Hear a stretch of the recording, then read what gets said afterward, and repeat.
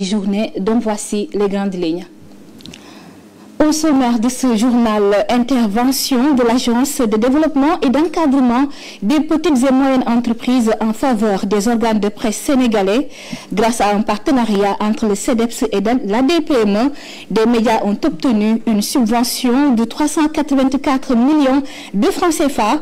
Cette action entre dans le cadre d'un programme de relance et de restructuration des entreprises de presse. Les populations de Ndiakhate dans la commune de Pout sont encore montées au créneau pour exiger le départ définitif de l'usine de recyclage de plomb EMP Industrie. Les habitants accusent l'unité industrielle d'avoir porté atteinte à l'environnement et à leur santé. Le PDG de EMP Industrie, El Hadji Mamadou Pen, a réagi face à ces accusations de pollution. Des éléments à suivre dans ce journal. Et puis 2 morts et plus d'une dizaine de blessés graves, c'est le bilan de l'accident tragique survenu hier à Vélingara. Le ministre de l'Éducation nationale est attendu ce dimanche à Kolda et à Tamba. Moustapha Guirassi se rend dans ces localités pour s'enquérir de l'état de santé des blessés et présenter ses condoléances aux familles des victimes. Telles sont les grandes lignes à développer au cours de cette présente édition. Bonjour et bienvenue à toutes et à tous.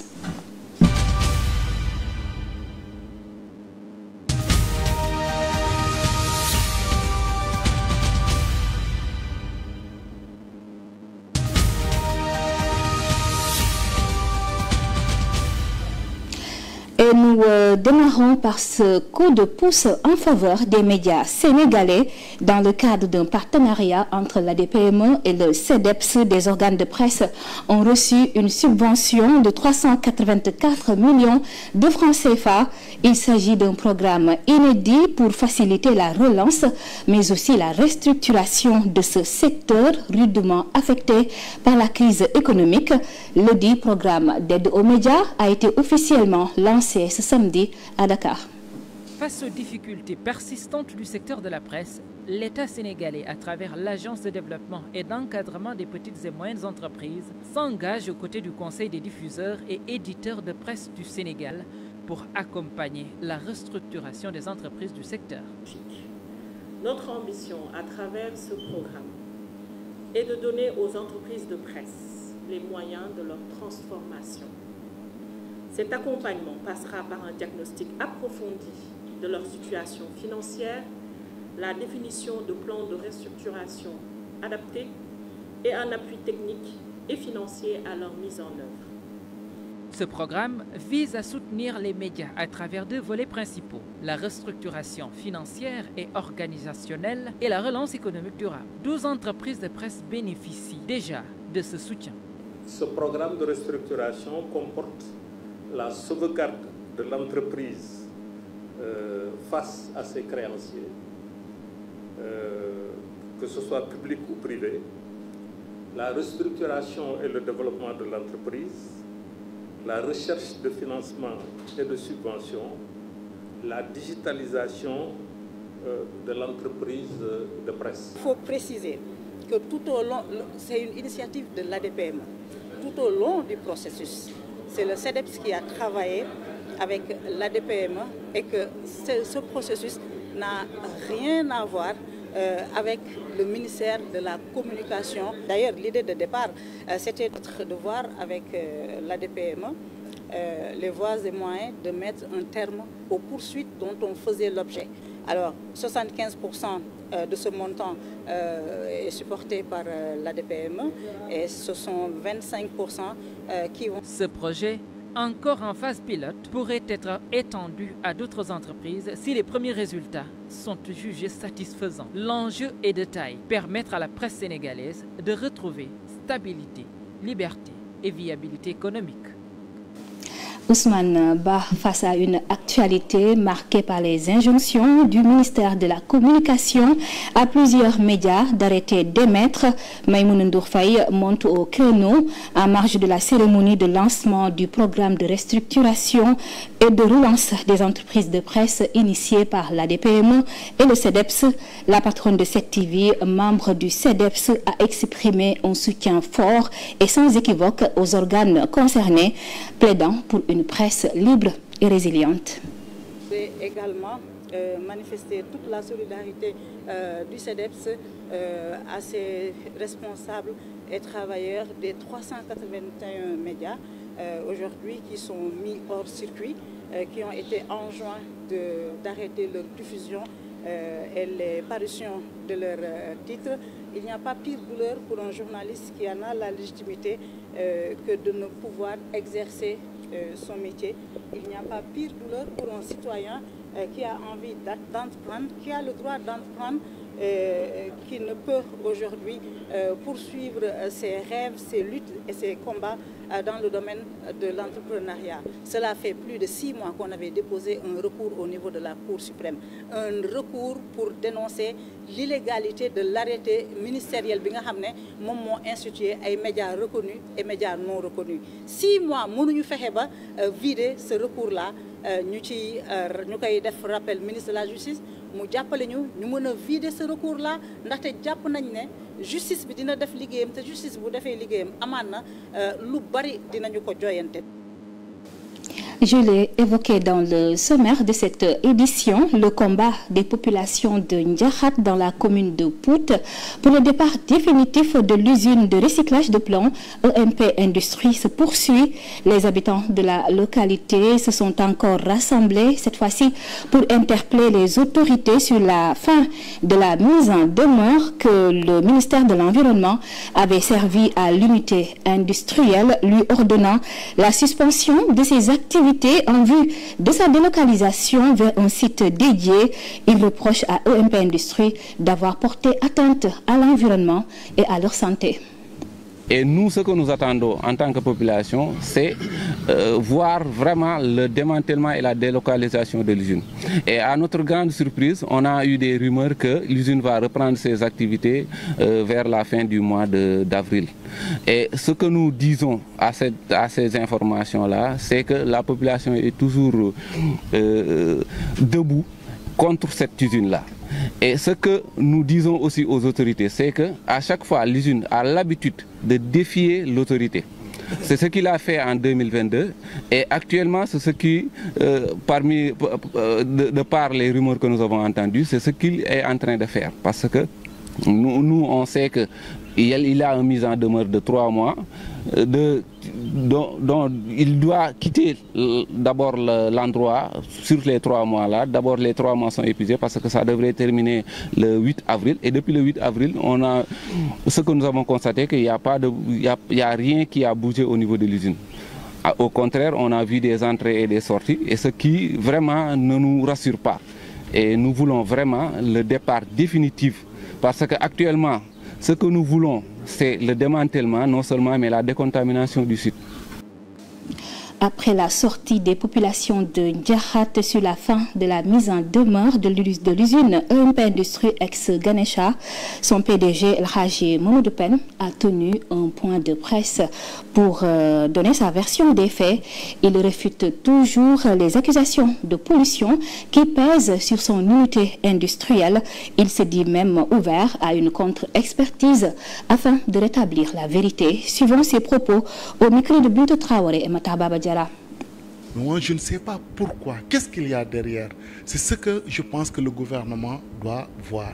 Parce qu'un investissement pareil de plus de 2 milliards fait par un Sénégalais qui emploie près de 100 personnes, le gouvernement doit avoir la latitude au moins de venir jouer le rôle d'arbitre, mais pas arrêter comme ça mon investissement. Je les réitère que je suis ouvert, qu'ils prennent le cabinet de leur choix. Je fais les investissements nécessaires pour que ce cabinet vérifie la véracité des dires des populations. Une société pareille ne peut pas se délocaliser en 2 mois, 3 mois. C'est de lourds investissements, de lourds sacrifices. Et à l'origine, à l'entame, on a été toujours accompagné par les services environnementaux de l'État. Donc pourquoi à ce stade qu'on nous regarde comme des criminels qui polluent pour qu'il y ait des avortements, qui polluent pour qu'il y ait des morts d'hommes? On n'est pas des assassins, on est seulement des investisseurs. Et toujours dans l'actualité de ce 13h, la Tabaski approche à grands pas, plus qu'un mois avant la célébration de l'Aïd el-Kébir, une fête qui demande beaucoup de dépenses.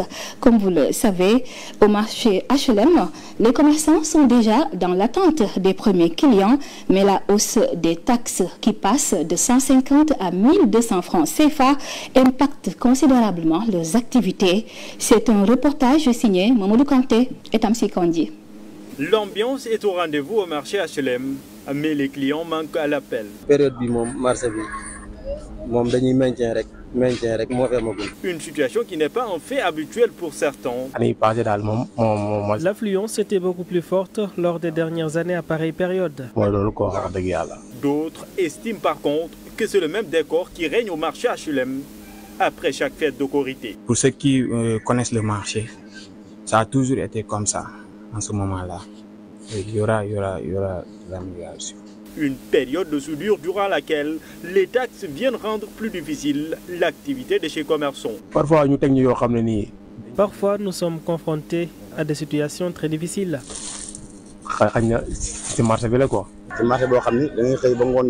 Déjà, avant, on avait d'énormes problèmes pour payer les 150 francs CFA. Aujourd'hui, on se retrouve avec 1200 francs à payer. Cependant, il garde tout de même bon espoir. Il croit fermement que durant les dernières semaines avant la Tabaski, il y aura encore plus d'affluence. Bientôt, le travail va commencer. Il y aura beaucoup plus d'affluence, il y aura beaucoup plus d'amélioration. Il reste encore du temps avant la Tabaski, mais dans les 20 derniers jours, on verra l'affluence. À seulement un mois de la célébration de la fête de Tabaski, les commerçants lancent un appel aux nouvelles autorités pour qu'elles soient plus attentives à leur situation. Monseigneur André Gueye a été officiellement installé hier comme nouvel archevêque de Dakar. Il a pris possession de la cathédrale Notre-Dame des Victoires. Le pasteur promet d'assurer la continuité du travail entrepris par ses prédécesseurs et d'être au service du Christ et de la communauté chrétienne. Il est officiellement intronisé archevêque métropolitain de Dakar.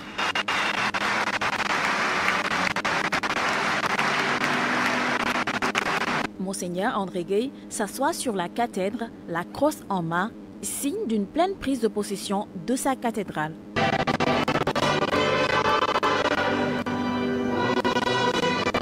Quelques minutes avant, le désormais archevêque émérite Monseigneur Benjamin Ndiaye a remis la crosse à l'insigne de la mission pastorale aux nonces apostoliques. Une décharge de sa fonction de pasteur de Dakar confiée dorénavant à Monseigneur André Gueye.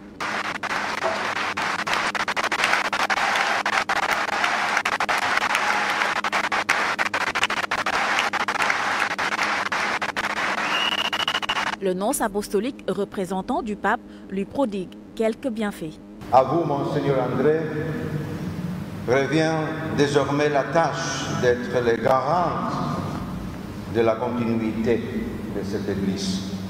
Il vous reviendra d'être un père attentionné et présent, mais aussi exigeant et courageux, sachant donner de l'affection, mais aussi avertir et corriger. Le pasteur de Dakar dit être pleinement conscient de la tâche qui l'incombe. Je veux donc placer mon épiscopat à Dakar sous le signe du service fraternel et humble tel que le Seigneur Jésus nous l'a enseigné et à l'école de la Vierge Marie. Aucune action n'est possible si elle ne trouve sa source dans la prière et dans la grâce. La crosse, c'est le bâton doré que je porte, et celle de Monseigneur Cardinal Tchabou. Le cérémonial est aussi marqué par les obédiences avec les différentes composantes de l'archidiocèse qui manifestent leur respect et leur communion au nouveau pasteur.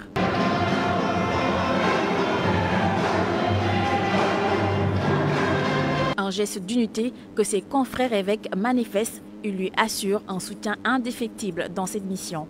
Je sais que pour venir ici, tu avais hésité. Il a fallu que le nonce insiste pour que tu obéisses.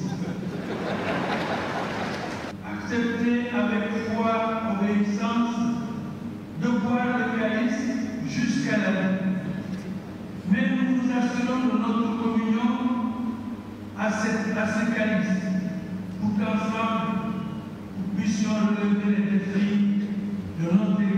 L'Église en ce jour célèbre Saint-Philippe et Saint-Jacques. Monseigneur André Gueye veut suivre Christ à l'image de ces deux apôtres et il sollicite la prière des fidèles. La cathèque, c'est un peu trop haut pour moi. Les pieds touchent à peine le sol. Si vous voulez que je sois à l'aise, solidement à l'aise, il faut prier. Germaine Anastasie Diouf, Monseigneur André Gueye a rendu un vibrant hommage à son prédécesseur, Monseigneur Benjamin Ndiaye, avec qui il a collaboré dans le service avant d'être nommé archevêque de Dakar. Il a magnifié le travail bien accompli par l'archevêque émérite. Le nouveau pasteur sollicite ses prières et ses conseils pour mener à bien la pastorale. Les manifestations de gratitude des diocésains de Dakar et des Sénégalais dans le ensemble sont la preuve de l'incontestable réussite de votre mission et de leur satisfaction. Point n'est besoin de s'étaler sur l'empreinte de votre personnalité sur la vie diocèse pendant ces 10 années et sur le dynamisme que vous avez impulsé, sans compter les résultats tangibles, mais surtout spirituels, qui sont à votre compte. Je saisis cette occasion solennelle pour vous en féliciter. Je vous remercie, Excellence, d'avoir, pour ainsi dire, déblayé le terrain et indiqué la direction à suivre. Vous êtes certes en retrait, mais vous restez archevêque émérite. Ce qui signifie pour ma part que je pourrai toujours compter sur vos conseils sages et clairvoyants et sur vos prières. N'est-ce pas, Excellence?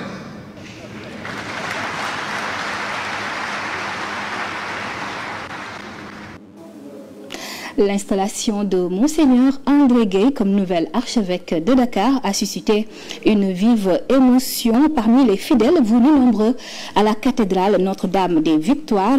Originaire pour certains de son village natal, ils ont exprimé leur joie, leur foi en sa mission et leur prière pour la continuité de l'œuvre de Monseigneur Benjamin Ndiaye.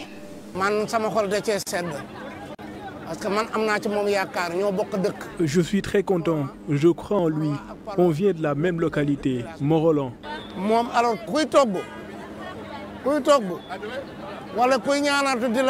Nous espérons beaucoup de lui. Nous prions pour Monseigneur André Gueye pour qu'il poursuive le travail entamé.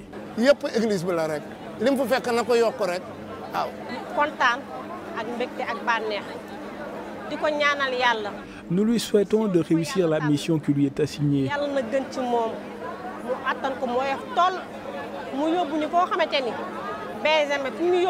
Qu'il complète l'œuvre de Monseigneur Benjamin Ndiaye. Nous prions pour qu'il ait une bonne santé.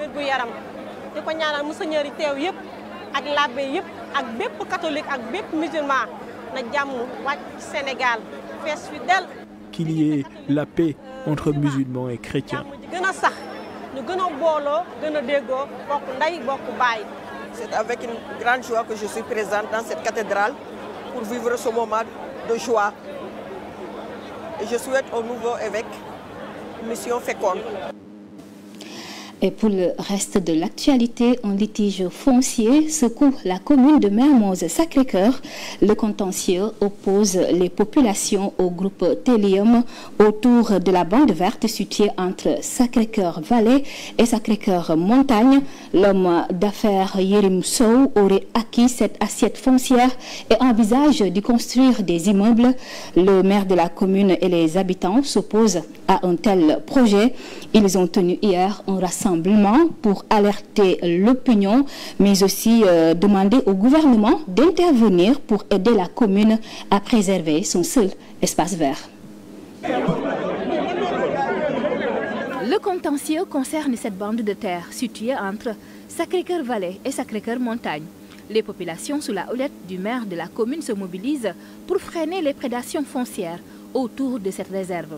La commune dénonce le circuit nébuleux dans lequel le terrain a été cédé au groupe Télium de l'homme d'affaires Yerim Sow. On nous avait dit que le terrain a été vendu à Mbakiou Faye et que par la suite on nous a dit que Mbakiou Faye a refilé le terrain à Télium. Et récemment nous avons vu, n'est-ce pas, donc l'escadron de la gendarmerie sur les lieux. On a même déguerpi des gens qui menaient leurs activités ici.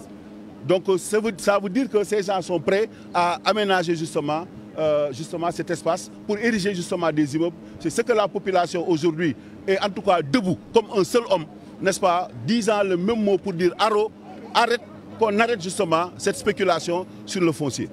L'assiette foncière à l'origine devait servir d'espace vert pour améliorer le cadre de vie des populations de Sacré-Cœur. Parce que si vous voyez ce banditisme grandissant dans nos quartiers, c'est parce que simplement les jeunes n'ont pas d'air d'épanouissement. Et c'est une préoccupation majeure de la collectivité. Nous autres, nous avons des idées, nous avons des projets, nous avons fait toujours preuve d'innovation et de créativité. Mais malheureusement, nous manquons d'espace justement pour vraiment aménager justement des espaces pour nos enfants. Les riverains de la bande verte de Sacré-Cœur refusent que des immeubles sortent de terre sur ce site. Nous, on est les premiers impactés parce qu'on est juste les riverains, nous habitons en face de la bande. Nous sommes les premiers impactés parce que nous habitons en face de la bande verte. C'est la mairie pour nous aider. La nature a horreur du vide. Ici, un espace est inoccupé. C'est normal qu'il y ait des prédateurs autour. Nous sommes sortis à Grava, nous sommes sortis à Mbalit, mais l'autre est pas. Ils se disent prêts à user de tous les voies et moyens susceptibles de les aider à préserver cette bande de terre. Et puis en plus bref, le bilan de l'accident survenu ce samedi vers 9h à Vélingara n'a pas évolué. Selon le directeur de la communication du ministère de l'Éducation nationale, contrairement aux rumeurs divulguées sur les réseaux sociaux. Sur sa page Facebook, Daoudegay a précisé que le chauffeur du bus et une élève sont décédés dans la collision entre les deux véhicules. Le ministre de l'Éducation nationale, Moustapha Bamba Guirassi, se rend ce dimanche à Tamba et à Kolda pour s'enquérir de l'état de santé des blessés et présenter ses condoléances aux familles des victimes. Et puis à Dakar Arena, hier, dans le cadre de la 5e journée de la Basketball Africa League, le Premier ministre Ousmane Sonko s'est exprimé sur le tragique accident de la route survenu ce samedi à une dizaine de kilomètres de Vélingara dans la région de Kolda. Interrogé par la RTS, le chef du gouvernement a adressé ses condoléances aux familles endeuillées tout en appelant à une vigilance accrue sur les routes. Le gouvernement est en train de déployer tous les moyens possibles pour renforcer la sécurité routière, mais cela reste une responsabilité collective, a souligné le chef du gouvernement, Ousmane Sonko. Et puis sport, 5e journée de la conférence Sahara de la Basketball Africa League 2025. La AS Ville de Dakar s'est inclinée hier face à Petro Luanda sur le score de 76-67. Les hommes de Libas Faye ont été dominés dans tous les cartons avec un bilan de 2 victoires pour 3 défaites. L'équipe sénégalaise doit impérativement s'imposer contre l'US Monastir ce dimanche pour espérer accéder aux play-offs. Le président Bassirou Diomaye Faye a pris part samedi à Libreville à la cérémonie d'investiture du chef de l'État gabonais Brice Oligui Nguema. Dans un message partagé sur le réseau social X, la présidence sénégalaise assure que Bassirou Diomaye Faye a participé à cette cérémonie aux côtés de 16 de ses homologues africains. L'investiture du président gabonais organisée au stade d'Agondi à Libreville a été un moment solennel empreint d'une grande ferveur populaire et de fraternité africaine, a commenté la présidence sénégalaise.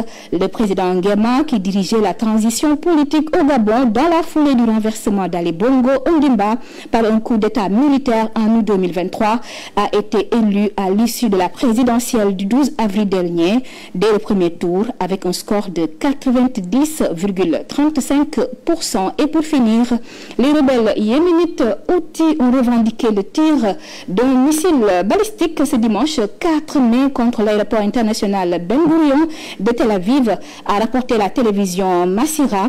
Dans un communiqué repris, les Houthis ont affirmé avoir ciblé l'aéroport Ben Gurion avec un missile balistique hypersonique qui a atteint sa cible avec succès. La police israélienne a précédemment fait état d'un impact de missile près de l'aéroport sans préciser dans l'immédiat si l'impact avait été causé par le missile tiré du Yémen ou par un contre-missile israélien. Chers téléspectateurs, c'est la fin de cette édition. Merci de l'avoir suivi. Je vous retrouve à 14h pour le journal en Wolof. Bonne suite de programme sur la 7TV.